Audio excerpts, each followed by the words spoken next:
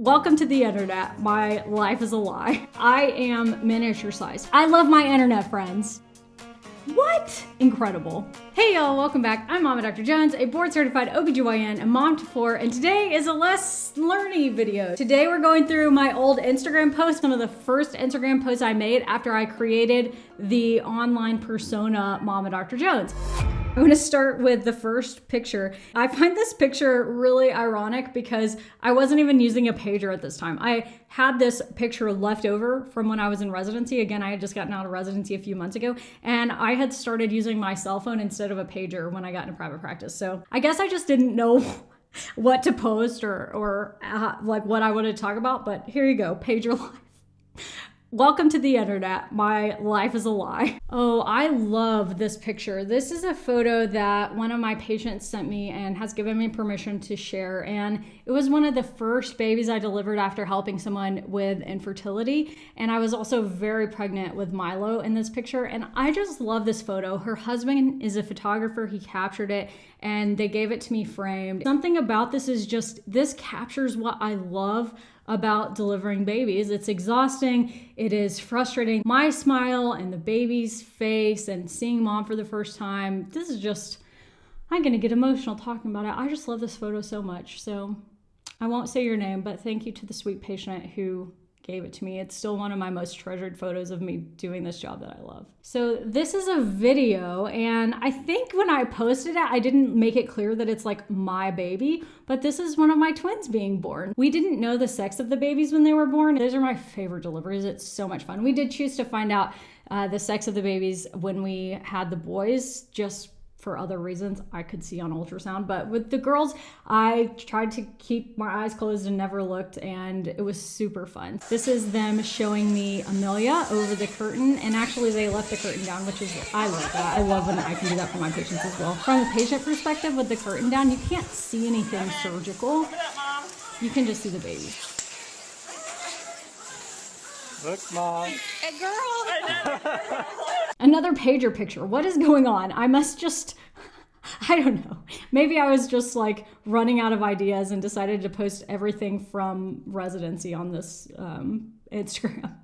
Oh, this is when I found out that I passed my written board exams. We take this as soon as we finish residency, and it took many months for me to get the results back, which honestly doesn't make any sense, right? If I take this in like May or June and I didn't get the results back until September, but it's a test we all take on the same day and it's computerized and it's multiple choice, why the heck does it take that long to get results? I don't understand, but there you go. I passed my written board exam. I remember that day like yesterday. I posted this picture talking about residency and just how exhausting it can be. At this point in this picture, I had two, probably 1.5 or 2-year-olds, and I was working nights and I was exhausted after working 5 or 6 nights in a row.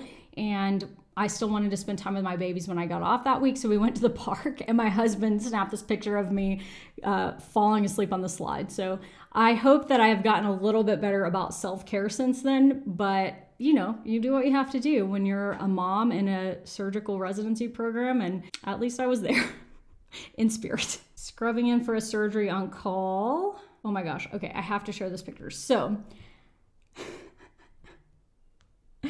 I posted this photo and it's a card that says, oh, hello, but I covered up the O and the exclamation point with the stuff we used to do a pap smear, and I put the little pap test stuff next to it. And I thought this was like the most witty, hilarious thing that I had ever posted on the internet, because it looks like it says, oh hell, like, oh hell, it's pap smear time again. And I was so disappointed that the engagement on this photo was so low at the time. I was like so mad because I thought nobody understands me, nobody gets my jokes. I am just a failure at the internet. And obviously my goal on the internet's not just to be humorous, but I love humor, and the way to my heart is to tell me I'm funny. And I was so disappointed that this post wasn't found to be absolutely hilarious. Even though looking back, I'm like, I mean, it's funny, but it's not that funny. Oh, okay. This one is good. I will tell this story. We need to do a video together. I started my Instagram because I loved following her and I wanted to do something educational like she was doing. And so I messaged her and said like, hey, I'm gonna start this professional Instagram and do you have any tips or whatever? And she was like, yeah, be engaged, show up consistently, blah, blah, blah. And at the time I thought, well, that wasn't very helpful. But now in hindsight, I realized she probably got like 100 messages a day asking that question. Like you just can't have a long conversation with everyone. But at the time I was living in College Station, Texas, which is where Texas A&M is, and it's about an hour from Austin, Texas, which is where we're at now.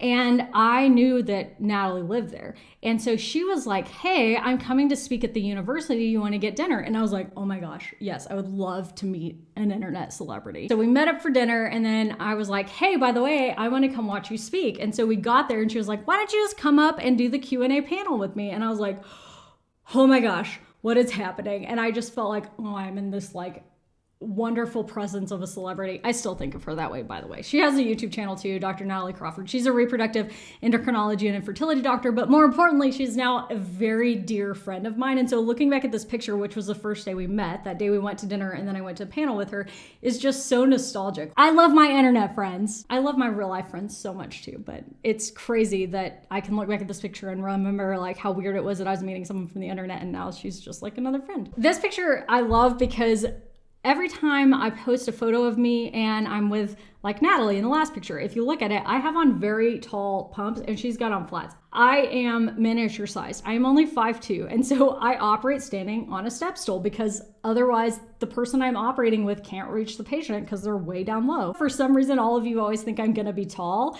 And every time someone comes up to me out in public in person, I am told like, oh my gosh, I almost didn't recognize you because I expected you to be bigger. I am short. I'm not like super thin, tiny. I'm just like short. I'm not a tall person. I'm a small person. Oh, this is an interesting picture. I don't actually know that I took this picture. This is either a really old picture that I took or I found this on the internet somewhere, but you can see all the knotting of those two umbilical cords. This is what happens with mono or monochorionic twins who share one sac and one placenta because they don't have a separation. So these are the most high risk form of twins because of this.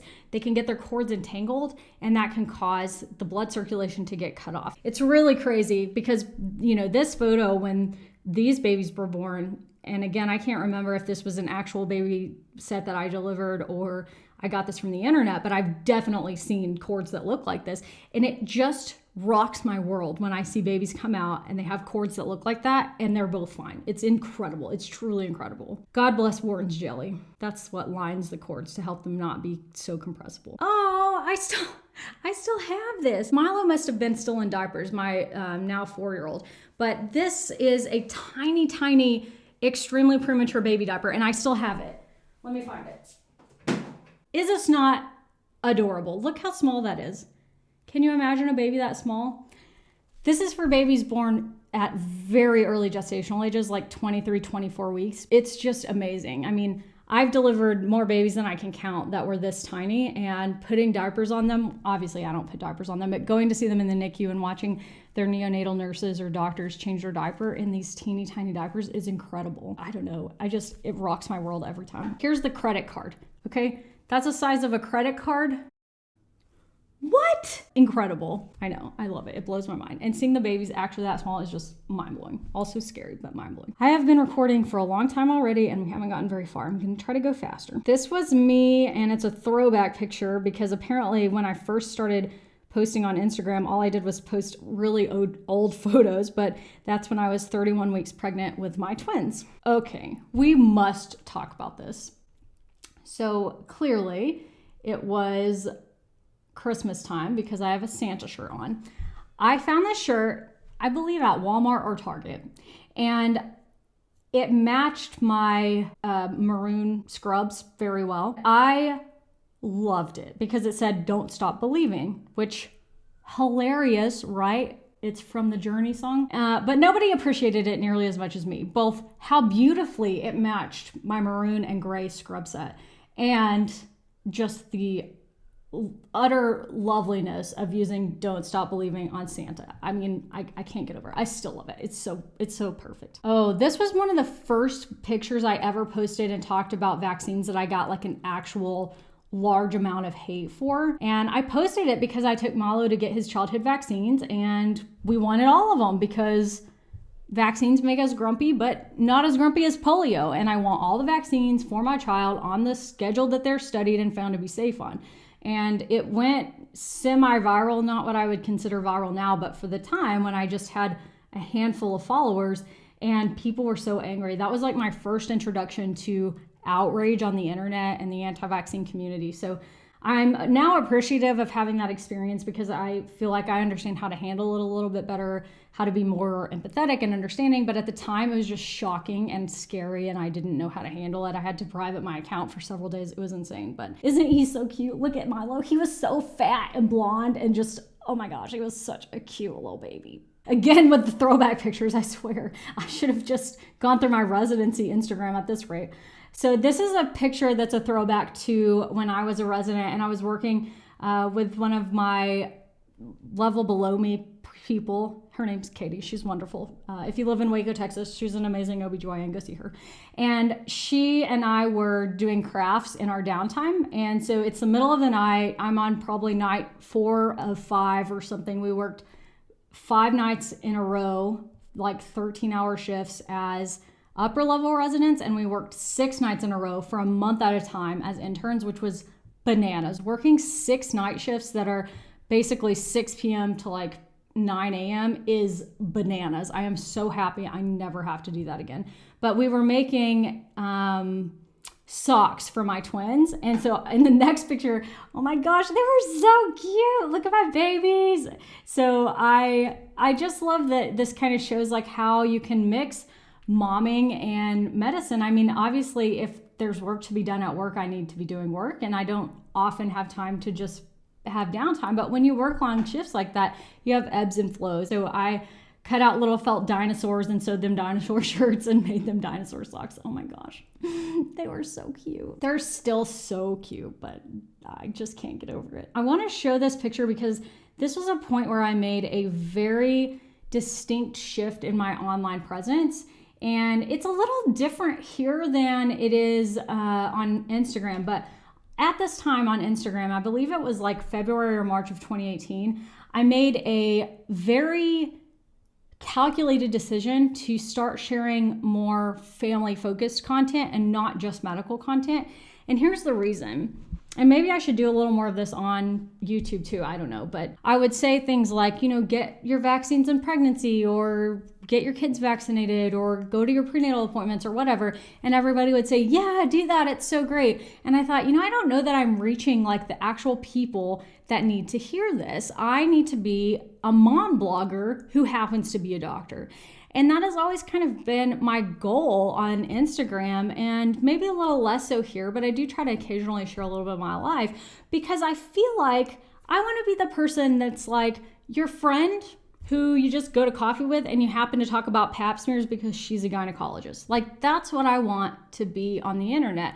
I want to speak to people who actually need the information, not to people who already have it. Although I really love all the people who follow me who are in medicine, who want to go into medicine, who, like what I do as a doctor, I really tried to focus my Instagram presence to be a mom blogger. And that was intentional, and I think it worked. I love the very engaged and wonderful community that I have there. I feel like we have great conversations and that it allows me to do really good work, and I appreciate it. So if you've been following me on Instagram for a long time, thank you. I really, truly appreciate it. That's such a fun place for me to share information. Sometimes now it gets a little overwhelming sometimes because people are very mean. I was listening to Curtis Connor talk the other day about how if you worked like, in retail, it would never be like this. So he's like, I have a mustache, and people are always like, you should shave your mustache off. It's ugly. And they're often really mean about it on the internet. People do that to me too. Comments like, your eyebrows are weird and they make your face look weird. And people are always commenting on my teeth being crooked, which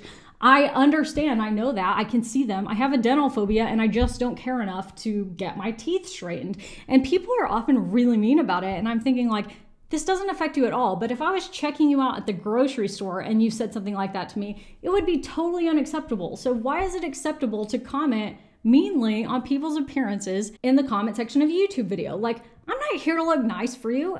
I mean, sometimes I put on makeup for you and you're welcome, but also I'm here to share information with you and occasionally share my life with you. So it's really weird to think about it like it doesn't happen in my office. Nobody says that to me in my clinic, and I typically look way worse in my clinic than I do online. So I don't know. Anyway, that was just a thought I had. So I got really derailed. So this picture is in New Zealand when I had made a focused effort to start sharing more about my family. We were taking a trip to New Zealand. This is hiking Castle Hill and my daughter Amelia overlooking off of one of the rock ledges. That was a really, really fun trip. We love New Zealand. I've talked about this many times before, and it's beautiful. This is the last one I'm going to share, but this was Milo when he was about 18 months old, and he broke his leg. He was standing, we were at a restaurant that had a merry-go-round outside, and he was standing there, and he was 18 months, so he had just learned to walk not too long ago, and he was holding on. And one of the bigger girls